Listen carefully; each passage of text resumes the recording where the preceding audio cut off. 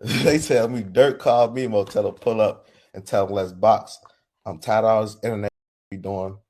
You making motherfucker look bad. You know, you represent me. You OTF. You can't be doing all this goofy ass box. But say he was scared of something. He didn't want to do it. One thing led to another. Got to moving crazy. And guns got to get him pulled out. They say took the people that was with Memo guns and beat them, knocked their teeth out like that. And basically like Memo got away some type of way.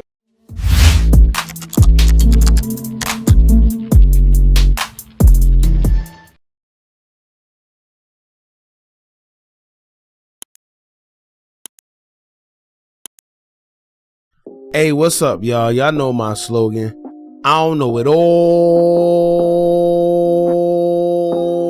but I know what I've been through. Now, a lot of people have already heard or seen Bayzoo go off on Memo600, alleging that Memo got his chain snatched and ran, and hitting that he has a video to prove it. Now, although we heard what happened, we didn't really know the backstory behind what happened and why.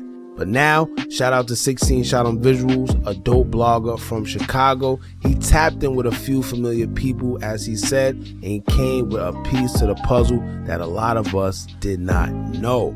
Now, 16Shotem has informed us that he was told that the reason behind the whole Bayzoo and Memo incident was really because Lil Durk set up Memo over the incident with the baby, and Memo making the OTF camp look bad.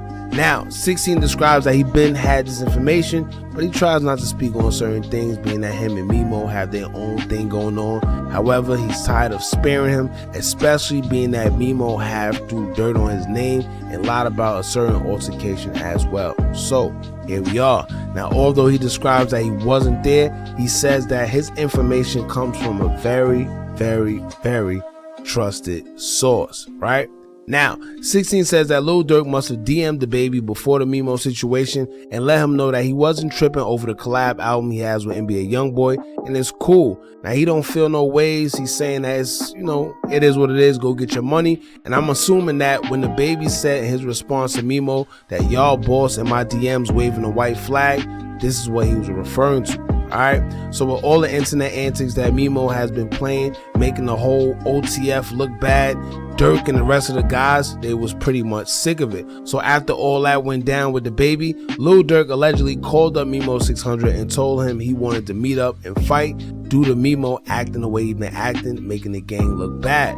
But to his surprise, when he arrived with two other guys, unclear whether it was artists of his or 600 members, somehow, someway, firearms were drawn and a Steve Drive chain got taken.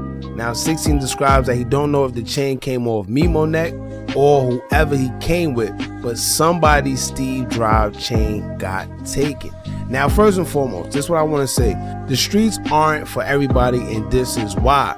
Knowing Lil Durk and the things he rap about, and knowing the people that surround him, especially Memo, how did you really believe that Durk was really going to fight you? Like, what really made him think that he was going to shoot the fair one with Durk and the people around was really going to allow that? Once again, Durk is the bag, and it just wasn't going to happen. And this is coming from the same guy that he was into it with before. How do you trust something like that? How do you even begin to believe that you was really about to go and fight Lil Durk? Alright, this is why the streets aren't for everyone, because anybody in their right mind would have knew that that sounded like a setup off the rip. And then to top it all off, right, he meets up at the location that they give him. Like, it don't get no stupider than that. And no disrespect to me, this is just information that if you coming from the streets, you gotta like know how to play the game. You do not meet up at no location that somebody tells you to meet up with them and fight. Alright, it's like he green. Now, whether Durk feels he'll win or not, he got too much to lose to sit here and agree to fight Memo. Let's be real. And let's say he do lose, then what?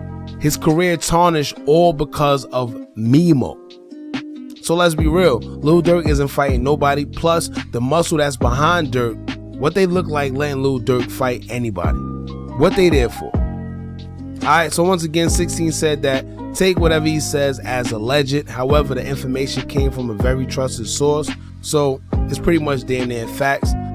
it just is what it is. So y'all let me know how y'all feel about this, how y'all feel about the situation and how it occurred. Do you think 16 lying, or do you think it really happened like that, man? But at the end of the day, I did tell y'all that it was some type of tension between Memo and Lil Durk.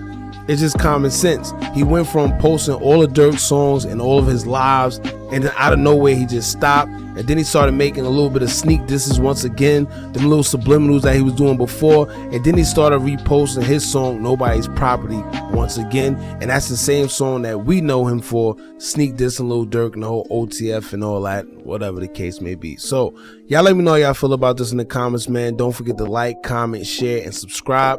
Hit that bell so you're notified every time we drop new content. And remember, as long as you keep on watching, I'm going to keep on dropping. And I'm out.